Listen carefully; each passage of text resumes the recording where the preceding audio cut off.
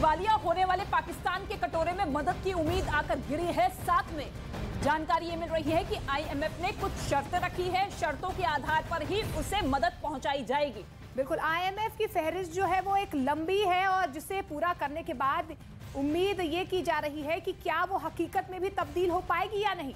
लेकिन आईएमएफ की शर्तों को पूरा करते करते पाकिस्तान की डगमगाती नैया पार होने के बजाय डूब न जाए, ये खतरा मंडराता दिखाई दे रहा है। दिवालिया होने वाला है पाकिस्तान।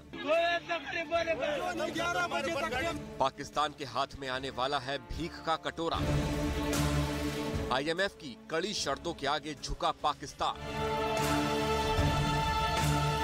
आर्थिक तंगी से जूझ रहा पाकिस्तान मदद की उम्मीद में आईएमएफ की तरफ टकटकी लगाए देख रहा था, लेकिन आईएमएफ ने पाकिस्तान की उम्मीदों पर पानी फेर दिया और कर्ज के बदले पाकिस्तान के सामने कड़ी शर्तें रख दी, जो पाकिस्तान के लिए बड़ी मुसीबत है। आईएमएफ की शर्तों के मुताबिक पाकिस्तान सरकार बिजली के दाम बढ़ाए, शहबाज सरकार अपने खर्च में कटौती करे, पाकिस्तानी सेना के खर्च में कटौती हो, पेट्रोलियम पदार्थ के दाम बढ़ाए जाएं, टैक्स बढ़े और सब्सिडी में कटौती की जाए। अंतर्राष्ट्रीय मुद्रा कोष की तरफ से रखी गई शर्तों की वजह से पाकिस्तान के प्रधानमंत्री शहबाज शरीफ का गला सूख गया है, लेकिन मरते क्या न करते। आईएमएफ के सामने घुटने टेकना अब पाकिस्तान की मजबूरी है।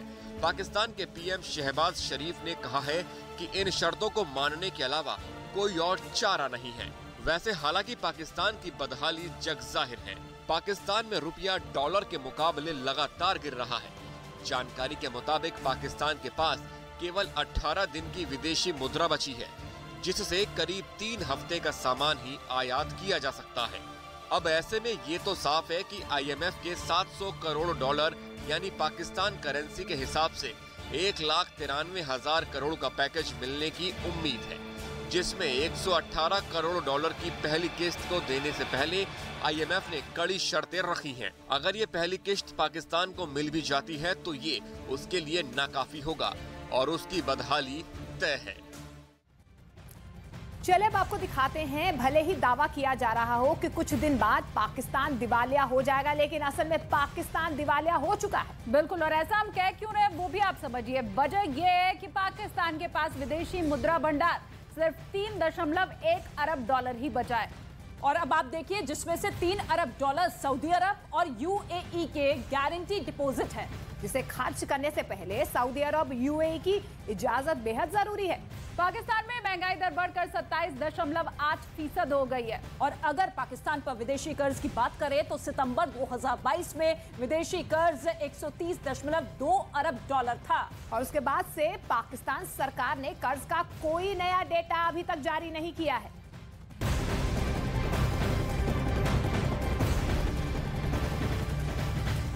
तो एक तरफ कुआं, एक तरफ खाई। पाकिस्तान के आवाम के मौजूदा हालात कुछ ऐसे ही हो चुके हैं। वो इसलिए क्योंकि शहबाज सरकार ने आईएमएफ की शर्तें पूरी करने के लिए जनता की बलि चढ़ाने का महंगाई प्लान तैयार कर लिया है, जिसे जल्द ही लागू भी किया जाएगा, जिसके बाद जनता पर महंगाई का बम फूटना तय माना जा रहा है।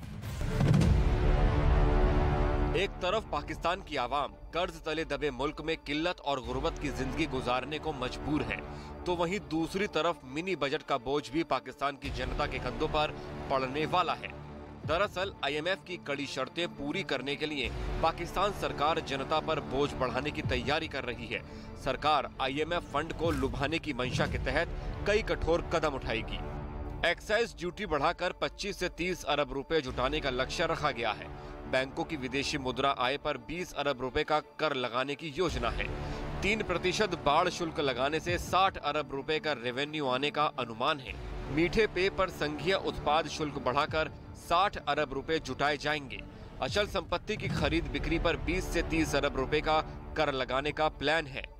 आईएमएफ की शर्तों को पूरा करने के लिए पाकिस्तान सरकार ने सरकारी अधिकारियों को भी कई आदेश जारी किए हैं, जिसमें सरकारी अधिकारियों को अपनी संपत्ति का विवरण देने का आदेश जारी किया गया है। साथ ही ग्रेड 17 और उससे ऊपर के सरकारी अधिकारियों के लिए संपत्ति घोषित करना भी अनिवार्य है। पाकिस्तान के आंकड़े और हालात बयां कर रहे हैं कि पाकिस्तान की तमाम कोशिशें भी उसकी बदहाली की तस्वीर बदलने में सफल नहीं होंगी। और चलिए अब आपको बताते हैं कि 31 जनवरी से पाकिस्तान में घूम रही आईएमएफ की टीम ने सर्वे करने के बाद पाकिस्तान को कर्ज देने के लिए आखिर क्या-क्या शर्तें रखी है और पाकिस्तान सरकार उन शर्तों पर कैसे बिलबिलाई हुई है, ग्राफिकली हम आपको बताने की कोशिश कर रहे हैं। देखिए, आईएमएफ शर्तें रख रहा है और पाकिस्तान सरकार जो है सवाल खड़े कर रही है कि आखिर इतनी लंबी फेहरिस्त क्यों।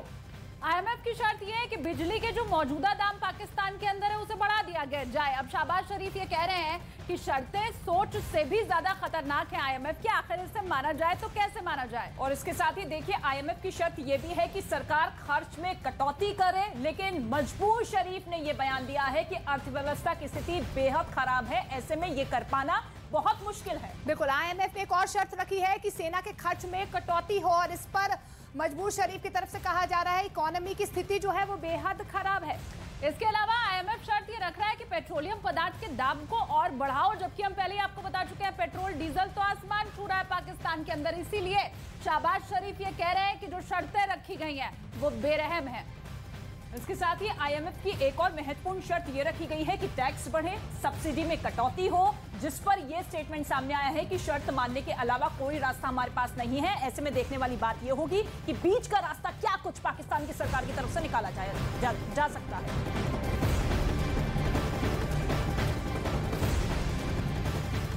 और रूस यूक्रेन महायुद्ध से जुड़ी एक बड़ी खबर आ रही है। दुनिया बहुत बड़े खतरे से गुजर रही है। मुल्कों के बीच घातक हथियारों को बनाने की होड़ लगी हुई है। महाशक्तियां अपनी ताकत की नुमाइश कर रही हैं। सामरिक ताकत के जरिए दुनिया में बादशाहत कायम करने की जद्दोजहद चल रही है और इसके लिए रूस और यूक्रेन की जंग को आधार बनाया जा रहा है। और इसी कड़ी में रूस इसी महीने में अपनी हाइपरसोनिक ताकत की नुमाइश कर सकता है। रूसी मीडिया के मुताबिक मॉस्को की नेवी इस महीने में होने वाले युद्धाभ्यास के दौरान हाइपरसोनिक धमाका कर सकती है।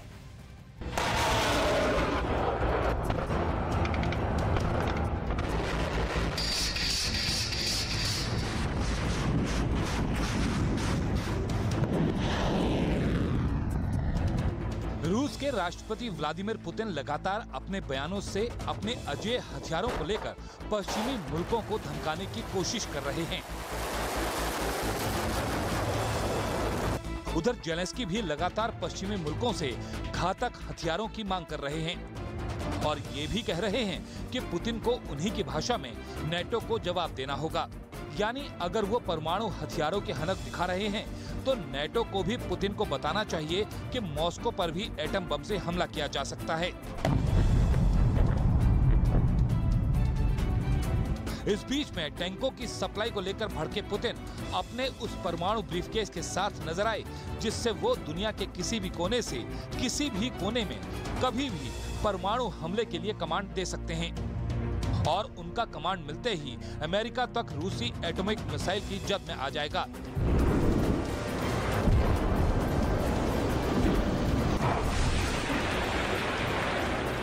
ऐसा लग रहा है कि पुतिन को परमाणु युद्ध की आशंका को बनाए रखने में फायदा दिख रहा है और इसीलिए अब रूसी मीडिया की ओर से खबरें दी जा रही हैं कि रूसी नेवी फरवरी महीने में ही दक्षिण अफ्रीकी तट पर अपनी परमाणु हमला करने में सक्षम anti ship hypersonic cruise missile का टेस्ट कर सकता है।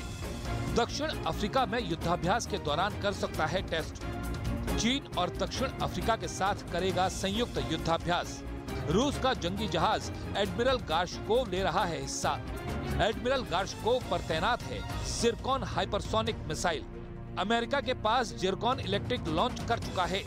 युद्धाभ्यास में असली लॉन्चिंग का प्रदर्शन कर सकता है। 17 फरवरी से 26 फरवरी तक चलेगा युद्धाभ्यास। मासी 2 के नाम से किए जाने वाले इस युद्धाभ्यास की टाइमिंग को लेकर सवाल खड़े हो रहे हैं। ये युद्धाभ्यास ऐसे समय में किया जा रहा है जब युद्धाभ्यास के दौरान ही रूस के यूक्रेन पर अटैक की बरसी है 24 फरवरी और ऐसे मौके पर रूस का अपने सबसे घातक नेवल मिसाइल का टेस्ट करना बताता है कि पुतिन पश्चिमी मुल्कों को ये दिखाने की कोशिश कर रहे हैं कि उन्होंने अभी तक अपने सबसे ज्यादा विनाश करने वाले हथियारों को जंग में नहीं उतारा है और उसे खास वक्त के लिए रखा हुआ है। गुरुवार को जिस तरह का पुतिन का बयान आया था उससे तो यही अंदाजा लगाया जा रहा है। Преемственность поколений, ценностей, традиций – все это то, что отличает Россию, делает нас сильными и уверенными в себе, в своей правоте и в нашей победе.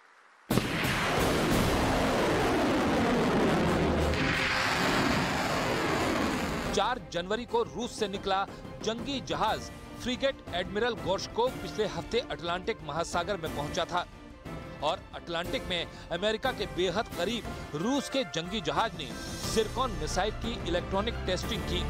हालांकि इस दौरान मिसाइल को फायर तो नहीं किया गया, मतलब हाइपरसोनिक मिसाइल को लॉन्च नहीं किया गया, लेकिन रूसी रक्षा मंत्रालय ने वीडियो जारी करके बताया कि एडमिरल गोर्शकोव से मिसाइल का सिमुलेशन टेस्ट किया गया, यानी कंप्यूटर पर टेस्ट किया गया और ये टेस्ट सफल रहा।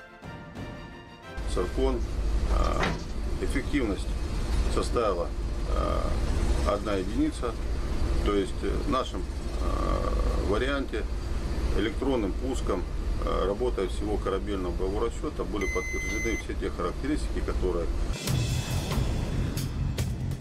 पुतिन के जखीरे में ऐसे कई हाइपरसोनिक मिसाइल हैं और वो इन मिसाइलों को अपनी सबसे बड़ी ताकत मानते हैं, क्योंकि चीन और उत्तर कोरिया के अलावा दुनिया में किसी और मुल्क ने मिसाइल की इस घातक तकनीक को हासिल करने में अभी तक कामयाबी हासिल नहीं की है।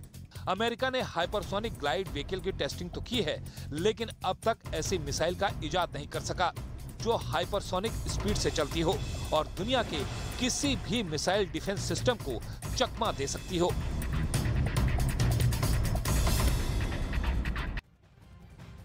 ज़िरकॉन मिसाइल को जंगी जहाज से चलाई जाने वाली दुनिया की सबसे खतरनाक मिसाइल माना जाता है, जिसका जवाब दुनिया की किसी भी ताकत के पास नहीं है। ये दुनिया की सबसे तेज क्रूज मिसाइल है। बिल्कुल 11,000 किलोमीटर प्रति घंटे की रफ्तार से दौड़ती है। 1000 किलोमीटर की दूरी तक मार करने वाली क्षमता है इसमें।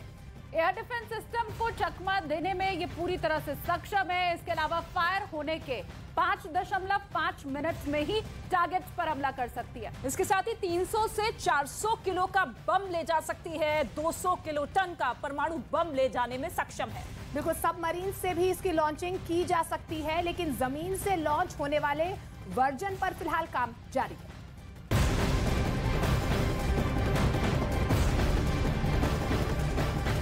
तो रूस यूक्रेन युद्ध के बीच ईरान और इजराइल के बीच तनाव लगातार बढ़ता जा रहा है और इसी बीच इजराइल के प्रधानमंत्री नेतन्याहू फ्रांस दौरे पर पहुंचे हैं, जहां पर उन्होंने फ्रांस के राष्ट्रपति इमैनुअल मैक्रों से मुलाकात भी की है। इसमें ईरान मामले के ऊपर चर्चा की गई। पश्चिमी मीडिया की रिपोर्ट के मुताबिक इजराइल ईरान पर हमले की योजना बना रहा है। इजराइल को डर है कि ईरान परमाणु हथियार हासिल कर सकता है, जिसकी वजह से नेतन्याहू ने ईरान के खिलाफ नया गठबंधन बनाने में जुट चुके हैं।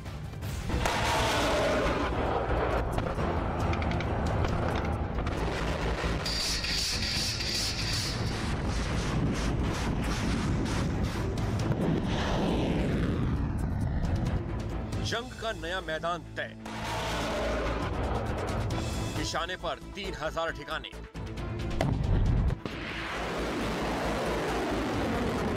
ईरान के खिलाफ नया गठबंधन। दुनिया रूस और यूक्रेन के बीच युद्ध की विभीषिका झेल रही है। रूस और यूक्रेन के बीच जारी तबाही वाले युद्ध की वजह से कई देशों पर इसका बुरा प्रभाव पड़ा है। यूक्रेन के कई शहर पूरी तरीके से तबाह हो चुके हैं, तो रूस को भी इस युद्ध में भारी नुकसान हो चुका है। लेकिन इन सब के बीच जंग का नया मैदान भी तय होता जा रहा है, जहां यूक्रेन युद्ध से भी विध्वंसक हालात बनने की संभावना जताई जा रही है।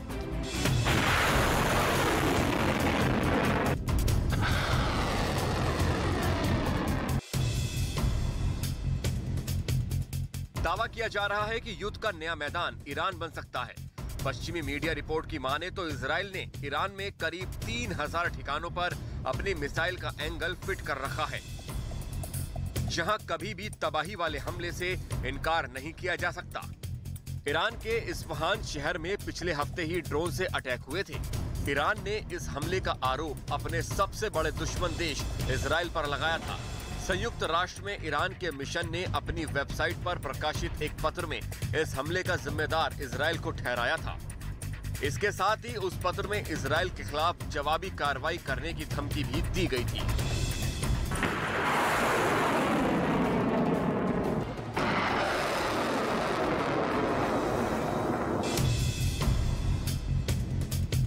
इसी बीच इजराइल के प्रधानमंत्री बेंजामिन नेतन्याहू सत्ता में लौटने के बाद फ्रांस की अपनी पहली यात्रा पर गए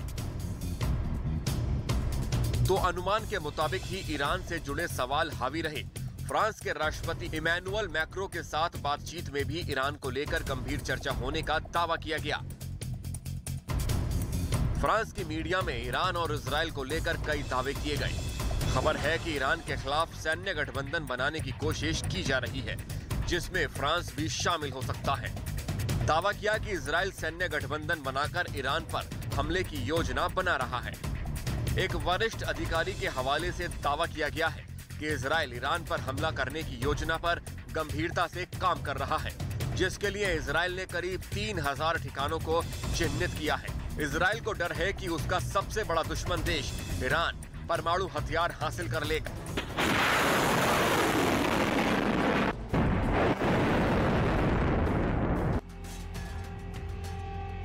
ईरान के परमाणु हथियार बनाने के डर से अमेरिका सहित अरब और यूरोपीय देश परेशान हैं। इसी खतरे की वजह से इजराइल अमेरिका, फ्रांस सहित कुछ खाड़ी देशों का एक गठबंधन बनाने की कोशिश में लगा है। हालांकि इजराइल का ईरान पर हमला करने का सीधा मतलब होगा एक और विश्व युद्ध।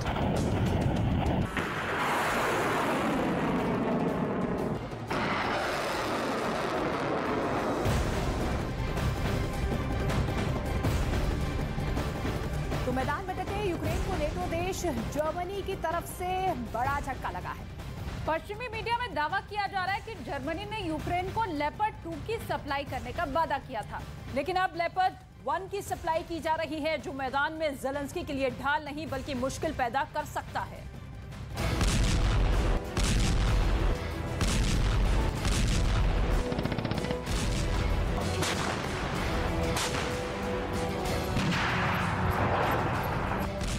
रूस के खिलाफ मैदान में डटे यूक्रेन को नेटो देश हर वो हथियार दे रहा है जिसकी जरूरत ज़ेलेंस्की के जांबाजों को है, फिर वो आसमान को कवच देने वाले एंटी मिसाइल सिस्टम हो या फिर जमीन दहलाने वाले टैंक। पश्चिमी मीडिया में अब दावा किया जा रहा है जर्मनी यूक्रेन को लेपर्ड 1 टैंक की खेप भेज रहा है, जो यूक्रेन के अलग अलग इलाकों में तैनात की जाएंगी। जर्मनी ने कीव की सुरक्षा को कवच का नाम देकर लेपर्ड 1 टैंक की सप्लाई को हरी झंडी दिखाई है, लेकिन इस डील के बीच एक बड़ा सवाल पश्चिमी मीडिया में सुर्खियों में है, वो ये कि लेपर्ड 2 भेजने के वादे के बीच लेपर्ड 1 की सप्लाई क्यों? महायुद्ध में जर्मनी निर्मित टैंक का पुराना मॉडल क्यों? रूस के घातक टैंक के आगे कब तक टिकेगा जर्मन टैंक?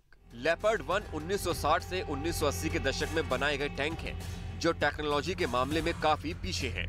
इन्हें महायुद्ध में इस्तेमाल करने के लिए अपडेट करने की जरूरत पड़ेगी और टैंक में इस्तेमाल होने वाले उस वक्त के गोला बारूद की कमी भी ज़ेलेंस्की को खलेगी। रिपोर्ट्स के मुताबिक लेपर्ड 1 टैंक के गोला बारूद का उत्पादन स्विट्जरलैंड में किया जाता है, जिसकी सख्त तटस्थता नीति के चलते यूक्रेन में सप्लाई असंभव है। जर्मन मीडिया लेपर्ड 1 की सप्लाई को लेकर अलग अलग दावे कर रहा है। एक अनुमान के मुताबिक 29 से 88 लेपर्ड 1 टैंकों को यूक्रेन में सप्लाई किया जा सकता है और आने वाले हफ्तों में लेपर्ड 2 टैंक भेजने पर विचार किया जाएगा। 2 Panzer geben. Nicht 1 Leopard 1, 1 Leopard 2, sondern es sind 2 Leopard 2 Panzerbataillone geplant. Und insoweit ist das die Antwort auf die dritte Frage, ob das da irgendwie reinpasst. Das ist ein Antrag, der schon seit geraumer Zeit. पिछले हफ्ते European union के दबाव में Germany ने 14 आधुनिक leopard 2 टैंकों को Ukraine भेजने की अनुमति दी थी। वो भी तब जब अमेरिका ने M1 अब्राहम टैंक को भेजने पर सहमति जताई थी। बावजूद इसके जर्मनी ने लेपर्ड 2 की बजाय लेपर्ड 1 को यूक्रेन पहले भेजने का फैसला लिया है। इसके पीछे रक्षा विशेषज्ञों ने कई वजहें बताई हैं। वजह नंबर 1, पुतिन से युद्ध का डर है। वजह नंबर 2, एब्राम्स टैंक यूक्रेन आने का इंतजार है। वजह नंबर 3, यूक्रेनी सैनिकों की काबिलियत का टेस्ट है। लेपर्ड 1 द्वितीय विश्व युद्ध के बाद जर्मनी का बनाया पहला मुख्य युद्धक टैंक है, जिसने दशकों तक अपना दम दिखाया। लेकिन इस युद्ध में रूस अपने किलर टैंक से कहर ढा रहा है, जिसके आगे लेपर्ड 1 की रफ्तार और रेंज दोनों ही काफी कम है। ऐसे में कमजोर कवच के साथ मैदान में खड़ा लेपर्ड 1 ढाल नहीं, यूक्रेन की परेशानी बन सकता है।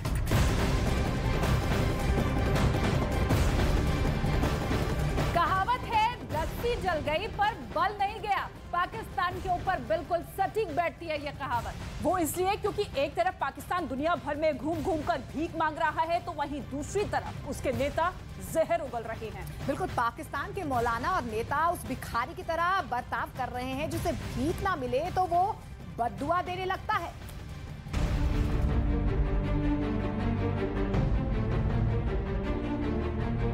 पाकिस्तान के इतने बुरे दिन आ गए हैं कि अब उसके अपने दोस्त देश भी उसे भीख तक नहीं दे रहे। ऐसे में पाकिस्तान के कट्टरपंथी इस्लामी नेता और पूर्व में प्रतिबंधित तहरीक लब्बैक पाकिस्तान पार्टी के प्रमुख साद रिजवी ने जहर उगला। बाहर निकलो, कुरान को दाएं हाथ में उठाओ और एटम बम वाले बक्से को बाएं हाथ में उठाओ और पूरी काबीना भर के स्वीडन ले जाओ और जाकर कहो कि हम कुरान के तहफ़्फ़ुज़ के लिए आए हैं। सारी कायनात की नेमतें अगर तुम्हारे पाँव में ना आ गई तो हमारा नाम बदल के रख देना। पाकिस्तान के नेता साद रिजवी की बातें सुनकर लगता है कि जब दुनिया ने पाकिस्तान को भीख तक नहीं दी तो साद रिजवी परमाणु बम लेकर दुनिया को लूटने की सलाह दे रहे हैं। यानी कि साद रिजवी चाहते हैं कि पाकिस्तान दुनिया से मदद न मांगे, बल्कि एक डाकू बनकर दूसरे देशों को डराए और पाकिस्तान के लिए रुपये लेकर आए।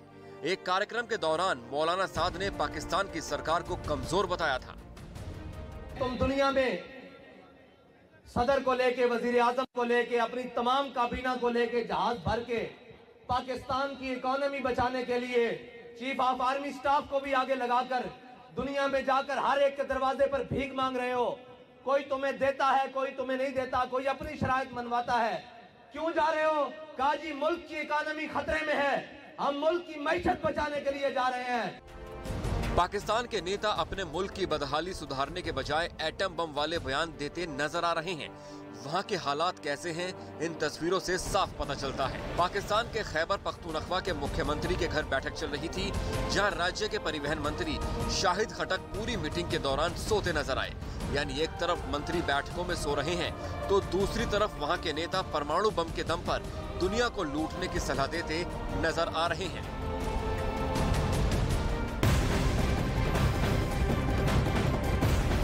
और इसी पाकिस्तान से एक और बड़ा अपडेट ये मिल रहा है कि इमरान सरकार के एक और पूर्व मंत्री पर एक गाज गिरी है। पूर्व मंत्री शेख रशीद पर बिलावल भुट्टो पर अभद्र टिप्पणी करने के मामले में मुकदमा दर्ज हुआ है। बिल्कुल, इससे पहले आसिफ अली जरदारी पर टिप्पणी करने को लेकर शेख रशीद की गिरफ्तारी हुई थी।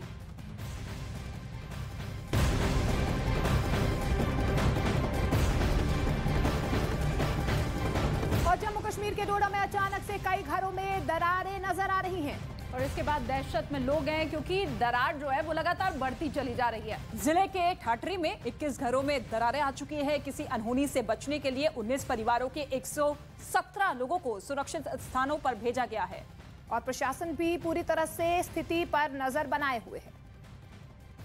तो जम्मू कश्मीर के डोडा में कई घरों में दरार आने से वहां पर दहशत का माहौल बन गया। लोग डरे सहमे हैं और अब तक प्रशासन ने 21 घरों को चिन्हित कर लिया है जो खतरे की जद में है। घटना के कारणों की जांच के लिए जियोलॉजिकल सर्वे ऑफ इंडिया की टीम भी वहां पर पहुंच गई है और लगातार प्रशासन भी निगरानी बनाए हुए है। डोडा के ठाठरी गांव के कई मकान बिल्कुल ध्वस्त होने की कगार पर आ गए। ये सब इतना जल्दी हुआ कि लोग अब दहशत में आ गए, क्योंकि जो मकान कल तक पूरी तरह से महफूज थे उनमें अचानक से मोटी मोटी दरारें दिखने लगी। मकान की दीवार से लेकर जमीन तक दरार और चौड़ी होती गई, जिसने लोगों को खौफ में डाल दिया, क्योंकि पूरे घर में सिर्फ दरार ही दरार नजर आई। पहाड़ के ऊपर बने कई मंजिला मकान खत्म होने की कगार पर खड़े दिखे। वहीं जिन घरों में दरार देखी गई वो लोग अपना घर छोड़कर बाहर आ गए। कई लोग घर में रखा सामान भी शिफ्ट करते दिखे। हर जरूरी चीज को घर से निकालकर सड़क पर रख दिया।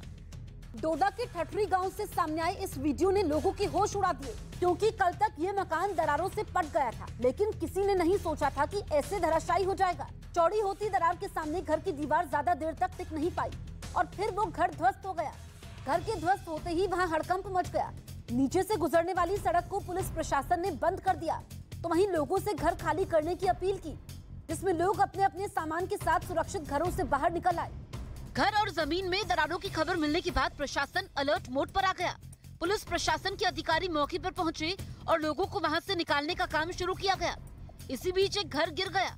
गनीमत रही कि उस वक्त कोई घर में मौजूद नहीं था। डोडा के ठाठरी इलाके में जोशीमठ जैसे हालात दिखते नजर आ रहे हैं। छोटी छोटी दरारें ऐसी पड़ी कि वो बढ़ती गई, दीवारें फटती गई, जमीन फटती गई, घर ढहने लगे, घर बहने लगे। यहाँ पर ये आंखों में जो आंसू आप देख रहे हैं, ये वो आंसू हैं जो फटक फटक के आंखें रो रही हैं। इनका बस यही कहना है कि ये प्राकृतिक आपदा तो थी, लेकिन अल्लाह और भगवान के भरोसे अब हम कहाँ जाएं। इन्होंने ईश्वर अल्लाह के भरोसे अपने घरों को यहाँ पर छोड़ तो दिया। यहाँ पर एडमिनिस्ट्रेशन इनको घरों से बाहर निकालने की कोशिश तो कर रही है, लेकिन ये अब यहाँ से जाना नहीं चाहते हैं। उत्तराखंड के जोशीमठ में भी इस तरह दरारें देखी गई थी, जिसके बाद अब डोडा में भी दरारें दिखी हैं, जिसने लोगों को परेशानी में डाल दिया है। जिन घरों में दरार देखी गई, उन लोगों से घर खाली करवाया जा रहा है, तो वहीं सभी प्रभावित परिवारों को सुरक्षित स्थान पर भेज दिया गया है। डोडा के ठाठरी इलाके में बने कई मकान खतरे की जद में हैं, यानी वो घर कभी भी ढह सकते हैं, जिसमें से 3 घर मिट्टी के ढेर में तब्दील हो गए, जिसके बाद अब प्रशासन पूरी तरह से मुस्तैद नजर आया। 21 घर जो है, 21 स्ट्रक्चर जो है इवैक्यूएट करवाए हैं, उनमें से 3 स्ट्रक्चर्स गिर चुके हैं और कुछ स्ट्रक्चर काफी डेंजर जोन में है, उनके गिरने की भी आशंका है। जिन घरों में दरार है, उन घरों को खाली करवाने के बाद अब जियोलॉजिकल सर्वे की टीम जांच करेगी, जिससे ये पता चल सके कि आखिर अचानक से इन घरों में दरार किस वजह से आई।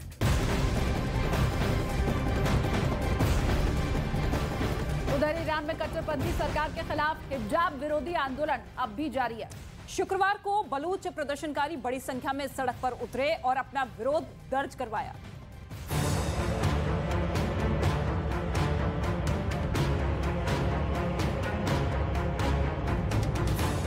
ईरान में सरकार के खिलाफ विरोध प्रदर्शन खत्म होने का नाम नहीं ले रहा। जाहिदान इलाके में शुक्रवार को नमाज के बाद एक बार फिर बड़ी संख्या में लोग सड़कों पर उतरे और सरकार के खिलाफ अपना विरोध दर्ज कराया। सामने आए वीडियो में हजारों की संख्या में लोग एक साथ दिखे और प्रदर्शन में शामिल होकर अपना विरोध दर्ज कराया।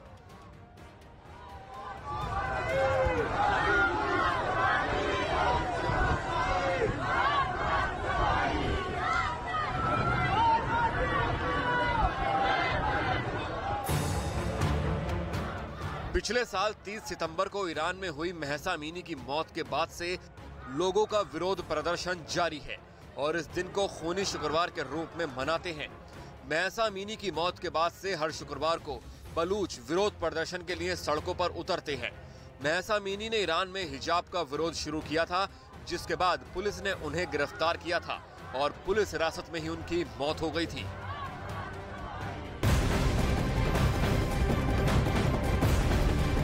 चिली के सैंटियागो के जंगलों में भीषण आग लग गई। देखते ही देखते आग ने कई एकड़ जंगल को अपनी चपेट में ले लिया। बिल्कुल, आग के चपेट में आसपास के कई घर भी आ गए हैं। अब तक मिली जानकारी के मुताबिक आग में 7 लोगों की मौत हो गई है। आग का जो वीडियो सामने आया है वो बेहद डराने वाला है। आसमान में उठते धुएं के गुबार से वहां के लोगों में हड़कंप मच गया। आग इतनी भयानक थी कि ऊंची ऊंची लपटें काफी दूर से दिखाई दी। पूरा जंगल आग की लपटों से घिरा नजर आया। वहां से आए वीडियो में देखकर ऐसा लगा मानो कोई ज्वालामुखी फट गया हो। उससे निकलने वाले काले धुएं ने पूरे इलाके को ढक दिया।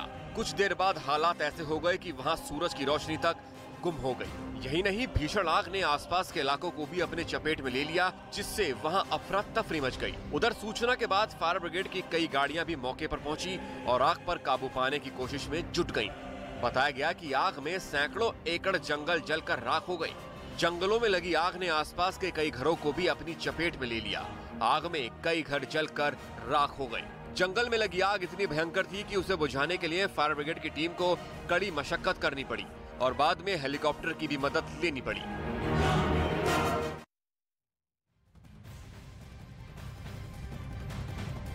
और न्यूज चैनलों के इतिहास में पहली बार न्यूज 18 इंडिया की वेब सीरीज FIR की स्ट्रीमिंग शुरू हो चुकी है। FIR नंबर 208 को आप न्यूज 18 इंडिया के YouTube चैनल पर देख सकते हैं। वेब सीरीज में ठग के आरोपी सुकेश चंद्रशेखर के वो कारनामे उजागर किए गए हैं जो कल्पना से परे हैं। बिल्कुल, एक ठग ने कैसे उद्योग जगत, फिल्म इंडस्ट्री और लगातार राजनीति के गलियारे में हड़कंप मचा दिया। एक ठग के पीछे दिल्ली पुलिस स्पेशल सेल की एंटी टेररिस्ट स्क्वाड कैसे लगी हुई है। इसी तरह के दिलचस्प और दंग करने वाली जानकारियों के लिए आप न्यूज 18 इंडिया के YouTube चैनल पर देखिए FIR नंबर 208, जिसका एक एक फ्रेम रोमांच से भरपूर है। वो हद दर्जे का शातिर है। गवर्नमेंट फंक्शनरी को इम्पर्सनेट करता था, आवाजें बदलता था। न्यूज चैनलों के इतिहास में पहली बार न्यूज 18 इंडिया की web series FIR number 208 streaming now. Siya संग्राम पधारे हैं, अबदपुरी में अपने सालीग्राम पधारे। न्यूज 18 इंडिया की web series FIR number 208 streaming now.